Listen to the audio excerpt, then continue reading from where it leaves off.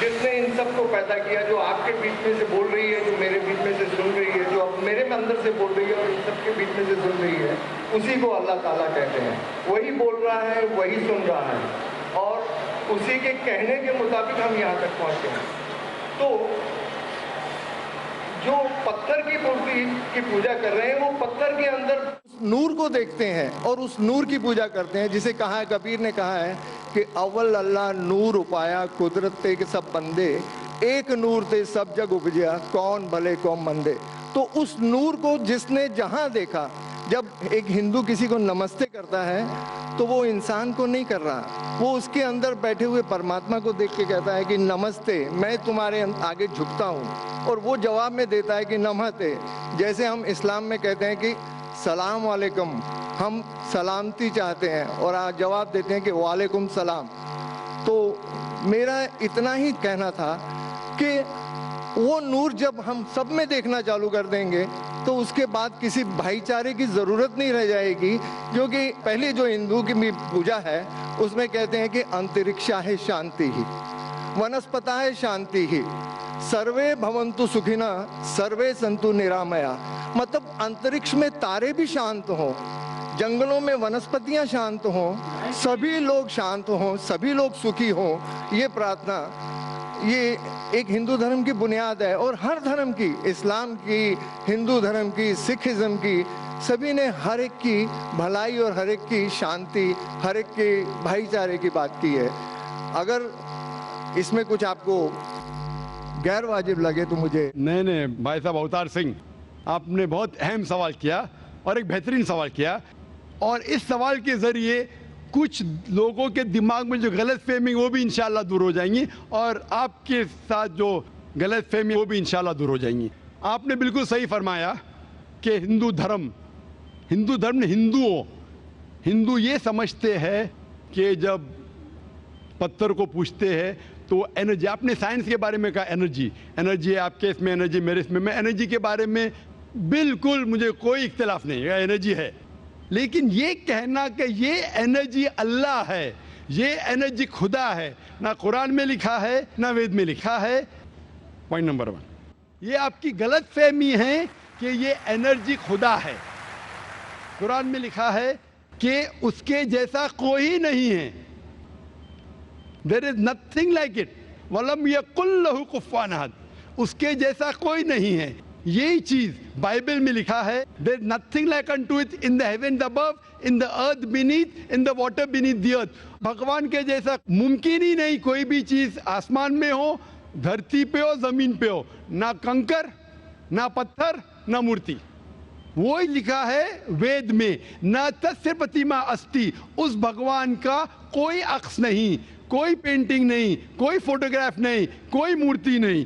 तो ये लिखा है धार्मिक किताबों में, लेकिन धर्म के मानने वाले अपनी आसानी के लिए तब्दील कर रहे हैं। मिसाल के तौर पे आप सपोज बिजनेसमैन हैं, आप एक कंपनी के मालिक हैं, आप एक अपना पुराना उसूल, किस तरीके से कंपनी चलना चाहिए, उसूल से चलते आ रही है। आपके कोई नई मैनेजर आते उसूल को बदल देते, आपके उसूल के खिलाफ काम करते, बोलते क्या ये और बेहतर होगा, इससे मुनाफा ज्यादा होगा। आपके उसूल है कुछ, आपके उसूल होंगे कि मैं ईमानदारी से काम करूं, आपके मैनेजर के उसूल होंगे ईमानदारी को छोड़ो, पैसे ज्यादा कमाने के। आपको जब पता चलेगा आपका मैनेजर आपके उसूल को तोड़ रहा है, बोलेगा मालिक ज्यादा पैसे मिलेंगे, रिश्वत दो, आप उससे सहमत है? आप बोलेंगे ज्यादा पैसे छोड़ो, मिलते क्या नहीं मिलते, रिश्वत देना हराम है। तो इस तरीके से अल्लाह ताला ने बुनियादी बातें कह चुकी है किस तरीके से उस ईश्वर की इबादत करना। अभी इंसान अपनी गलतफहमियों में अल्लाह ताला, खुदा, ईश्वर की बात छोड़ के खुद के तरीके से इबादत करने लगते हैं। और हम क्या कर रहे, उस अजीम खुदा को गाली देते हैं। हम कहते हैं कि खुदा ने बेटा जना, अस्तगफुरुल्लाह। हम खुदा को उस मूर्ति में ले आते, जब लिखा हुआ है श्वेताश्वेतर उपनिषद में, यजुर्वेद में, ना तस्य प्रतिमा अस्ति, उस ईश्वर की प्रतिमा नहीं है, हम मूर्ति बनाते हैं। मिसाल के तौर पे अगर अगर मैं किसी को मदद करता हूं और अगर वो शख्स मुझे जानता नहीं जाकिर कैसा दिखता है, मिसाल के तौर पे श्रीलंका में मैं एक स्टूडेंट को मदद करता हूं, रोज 10,000 रुपये भेजता हूं, उसको पता नहीं जाकिर कैसा क्या करता है, वो कॉकरोच बनाता है, कॉकरोच, और रोज सुबह को बोलता है जाकिर शुक्रिया। जब मुझे पता चलेगा उसने मुझे कॉकरोच बनाया, क्या मुझे खुशी होगी? भले वो मुझे कुछ खाली दिल में कहता था जाकिर शुक्रिया, काफी है, शुक्रिया नहीं भी कहता था चल जाता था, लेकिन मुझे कॉकरोच बनाया, इंसान से कॉकरोच बनाया। मुझे फर्क पड़े ना पड़े, वो तो बेवकूफ बन रहे ना, कैसा बेवकूफ इंसान है। मुझे भले फर्क ना पड़ा, मैं दयालु, जान देना मुझे कॉकरोच में क्या फर्क पड़ा, मैं बोलूंगा क्या बेवकूफ इंसान है, क्या बेवकूफ इंसान है कि कॉकरोच के सामने झुक रहा है। तो इसी तरीके से खुदा ने हर मजहबी किताब में दिखाया हुआ है किस तरीके से उसकी इबादत करें, किस तरीके से उसकी बात माने। हम आते हैं और अपने तरीके से सोचने लगते हैं एनर्जी इज गॉड। कहां नहीं लिखा एनर्जी इज गॉड? आपने बिल्कुल आपके सवाल का जवाब खुद आपने दिया। आपने एक मिसाल दी कि हिंदू लोग कहते हैं नमस्ते। नमस्ते का लफ्ज किधर से आता है आपको शायद पता होगा। नमस्ते आता है इदम नममे से। इदम नममे मतलब मैं आपके सामने झुकता हूं, मैं आपकी इबादत करता हूं, बराबर। इदम नममे, आप कहना चाहते मैं आपके अंदर ईश्वर की इबादत करता हूं। मिसाल के तौर पे वो आदमी चोर है, वो गलत काम कर रहा है, बलात्कार कर रहा है, आप उसको ईश्वर बोलेंगे? आप ईश्वर को इतना घटिया समझ गए? वो बलात्कार करने वाले इंसान को बोलते आप ईश्वर है।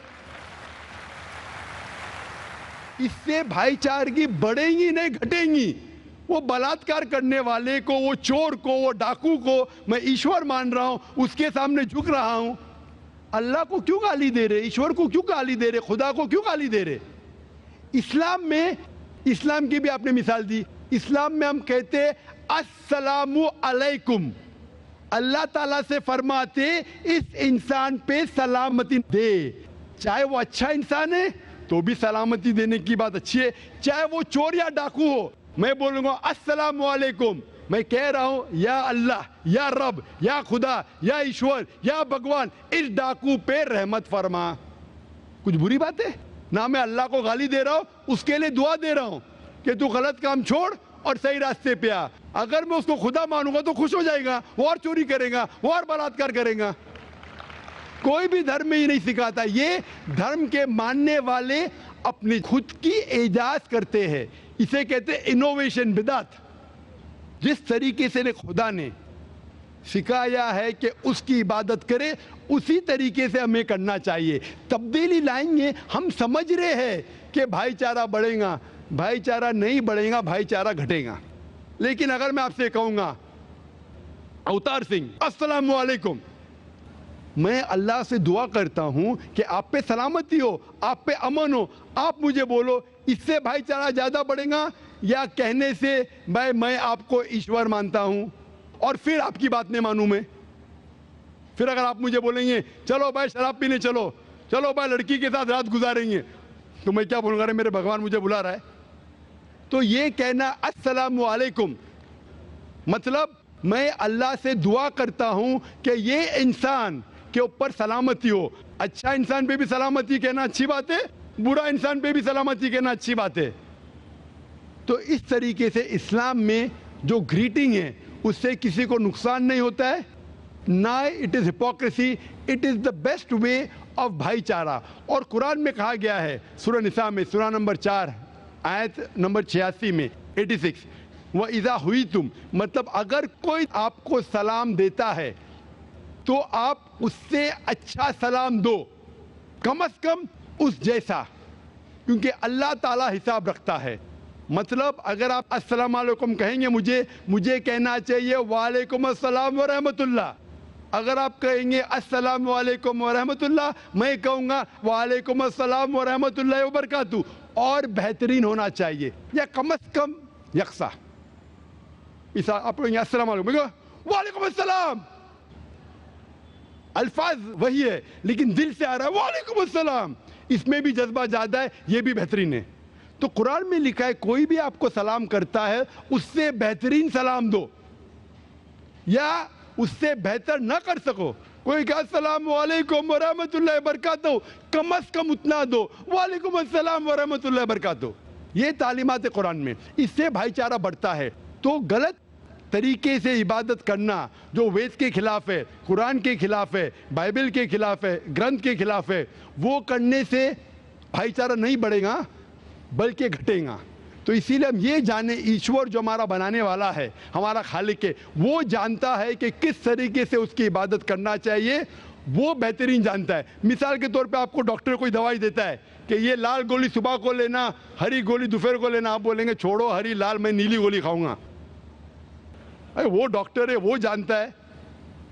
तो इसी तरीके से हमारा खालिक, हमारा मालिक खुदा है, उसकी बात के ऊपर अमल करना। इसीलिए जो इंसान खुदा की बातों पे अमल करता है उसे कहते हैं इस्लाम, मतलब submit, he is called as a Muslim. तो जो कोई अल्लाह के मुताबिक चलता है उसे कहते हैं person who submits his will to God. Hope that answers the question.